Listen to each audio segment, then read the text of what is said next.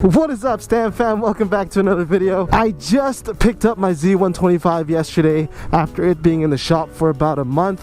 I'm so happy to have it back, and it's good as new again. If you guys didn't know, two homeless guys tried to steal my Z125 and they failed miserably.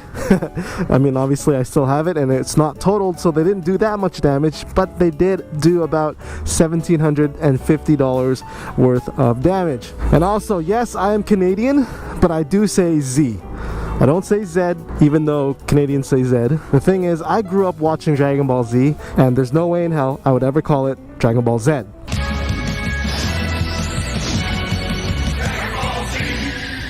Now that we got that out of the way, one good thing that's coming from all of this mayhem that's happening all over the world right now is that gas prices are dropping. So for the first time in I don't know how many years, we're actually seeing a price less than $1 per liter. Here in Vancouver, the average price for 87 octane is usually $1.40. And the fact that it's dipped 40 cents down, more than 40 cents now at this point, is absolutely amazing.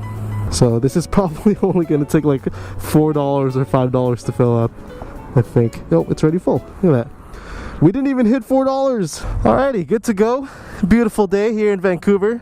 Still got a good number of cars on the road. We're luckily not banned from riding more motorcycles quite yet. I've heard otherwise in California, where I don't think you're allowed to ride anymore, at least for pleasure. But we are lucky and we don't have that ban quite yet. I don't want to jinx it. Hopefully it never happens. But yeah, I'm especially happy that I have this bike now, considering the roads are a little bit more empty, and just being on a motorcycle by yourself is already some form of isolation, I feel like.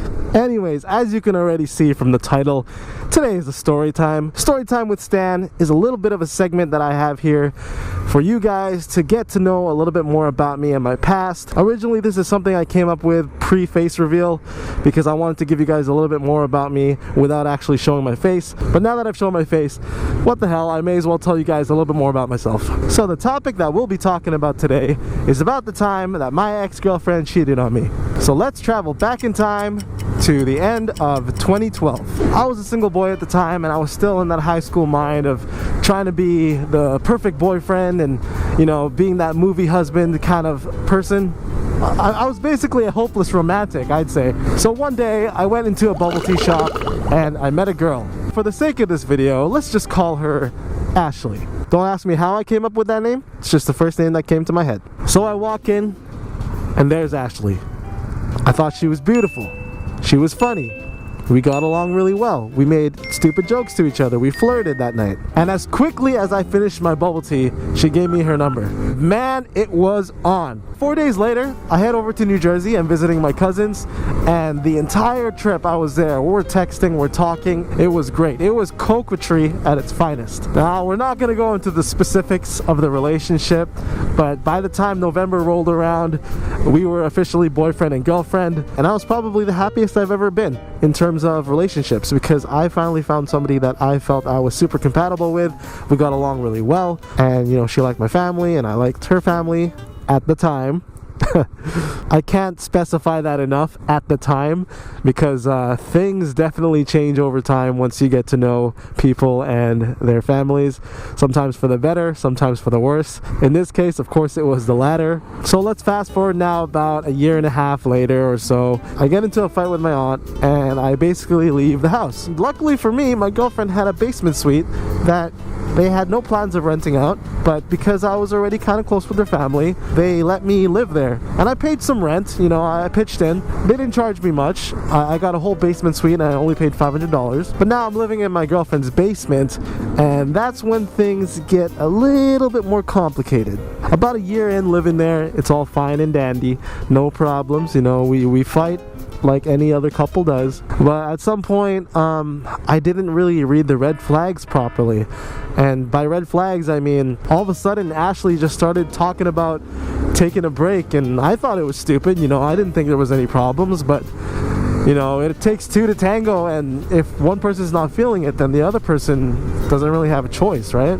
So now I'm in this weird limbo. I'm trying to figure out what the hell is going on. I'm trying to salvage this relationship, you know. She was being a little bit distant, and I could tell, so I chose to be a little bit more respectful and give her time. Then we finally had a talk, and we pretty much decided that we're gonna stay in a relationship. So now this is about June or July of 2014, I believe, and by this point we've dated for at least 2.5 years, which was my longest relationship back then. And I have to say, up to that point, I felt like there was no problems in our relationship anymore. I felt like everything was perfect, everything was great, and you know, we talked about marriage a lot, we talked about having kids, and I was perfectly content with settling down at that point. But man, I was so naive. I must have been like 23 at the time or so. And then rolling around to December, about 14 days before my birthday, I found out that she'd actually been cheating on me for half a year. So at that point in my mind, we had been dating for about 3 years, but realistically the relationship probably ended 6 months ago when she started cheating. And here is the hilarious thing about how I found out that she was cheating on me. I'm gonna open this up. It's a little bit hot. You guys can get the expression on my eyes when I tell this story. So I have another friend. She's my best friend. Let's just call her Marie, okay? She's gonna laugh if she ever hears this because Marie kind of sounds like her name. So Marie and Ashley, they became really good friends because of me. I introduced Marie to Ashley, and they pretty much became best friends too. But Ashley didn't realize that Marie is also my best friend, and my best friend first. Up to this day, we're still really tight, and I think we actually became better friends after this whole ordeal happened. But basically, 14 days before my birthday, Marie told me that Ashley has been cheating on me. Apparently she met this guy on Tinder, and here's the funny part. So I really got her into the Zelda games, okay? And she loved Princess Zelda. So when she went on Tinder, she pretty much catfished the guy that she cheated on me with by putting a fake photo on her Tinder and by naming herself Zelda as well. And I'm not even gonna front, the guy's name was Landon, okay? His name was Landon. It's already kind of a douchey name. Anyway, so she was living a double life. She was dating 2 different guys at once, and she was getting her freaking jollies off on it, I guess. And man, I tried to make it work afterwards. I really tried to convince myself that, you know, she made a mistake. She begged for me back, and she wanted to be my girlfriend again, only me. And I gave in a little bit because, you know, we'd been together at that point for 3 years, and I couldn't really imagine myself with anybody else. And that's such a 23-year-old thing to say without really having, you know, as much experience as I would have liked at that age. And we hung out for a week or so after I found out, and I went to sleep feeling angry. I woke up feeling sad, and the cycle was just killing me, and I had to end it. And the worst part of it was the fact that I lived in her basement. Literally everything in that basement suite reminded me of her, and that's what made the grieving process so much harder. I already had planned to move out at that point, and I already had talked to her parents about what she had done to me. I sat them down, I talked to them. They were really disappointed in her, at least I think so.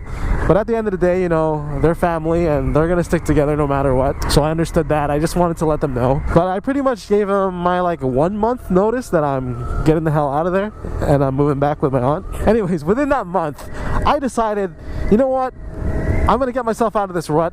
I'm gonna get on Tinder and I'm gonna find somebody. I ended up meeting this cheerleader and I brought her back to my ex-girlfriend's basement. And after that night, I realized exactly what I was missing out on. And almost instantly, I was better, just like that. And that's when I realized I just needed to keep experiencing things out there.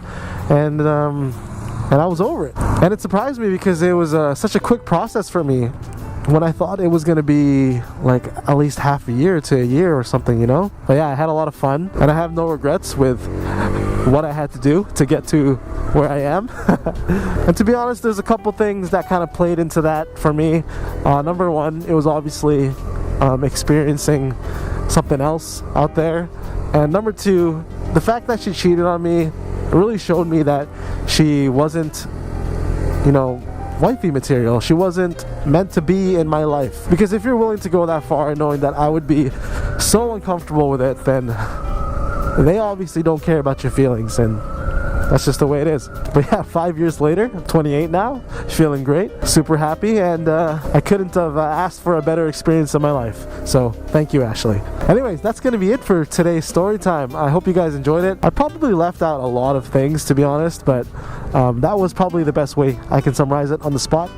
So hopefully you guys enjoyed that one, and if you guys are going through the same turmoil and same kind of pain that I am, then just know that there's always a way to get around it. Hello! Oh.